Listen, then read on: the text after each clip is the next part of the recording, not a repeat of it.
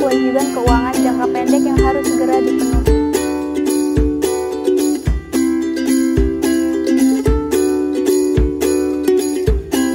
Faktor-faktor yang menentukan likuiditas. Yang pertama, besarnya investasi pada harta tetap dibandingkan dengan seluruh dana jangka panjang.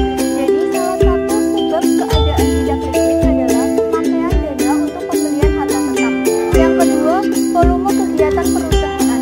Peningkatan volume kegiatan perusahaan akan menambah kebutuhan dana untuk membiayai harta lancar. Yang ketiga, pengendalian harta lancar. Apabila pengendalian yang kurang baik terhadap besarnya investasi dalam persediaan piutang, maka akan menyebabkan adanya investasi yang melebihi daripada yang sebenarnya. Maka, sekali lagi rasio itu akan turun secara tajam, kecuali jika disediakan banyak dana jangka panjang yang lebih.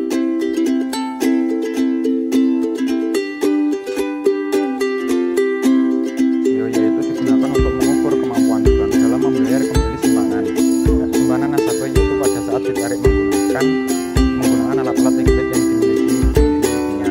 Yang kedua, reserve requirement, yaitu ketentuan bagi setiap bank umum untuk menyisihkan sebagian dari dananya ke pihak ketiga, yaitu yang berhasil dihimpun dalam bentuk euro wajib minimum.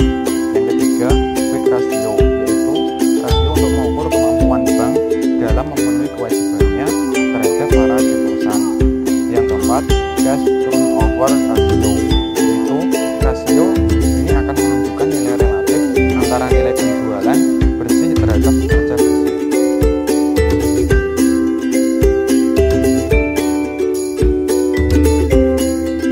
Tujuan dan manfaat dari rasio likuiditas yaitu ada 4. Yang pertama, mengukur kemampuan perusahaan dalam melunasi utang jangka pendeknya. Yang kedua, untuk melihat dan membandingkan likuiditas perusahaan dari waktu ke waktu.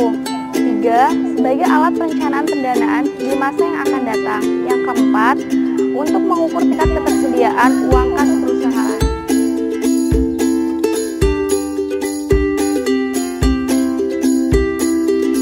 Menurut Mulyadi, penilaian kinerja adalah penentuan suatu periodik efektivitas operasional suatu organisasi dan karyawannya berdasarkan sasaran standar dan kriteria yang telah ditetapkan sebelumnya.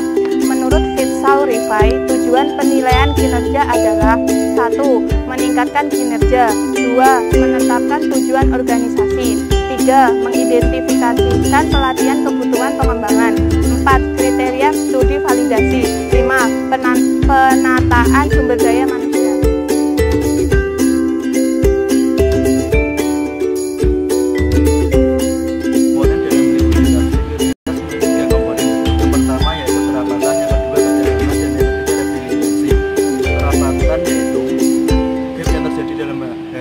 Yang disetujui dengan harga normal lainnya. Yang kedua, kedalaman adalah jumlah produk yang dijual dan dibeli pada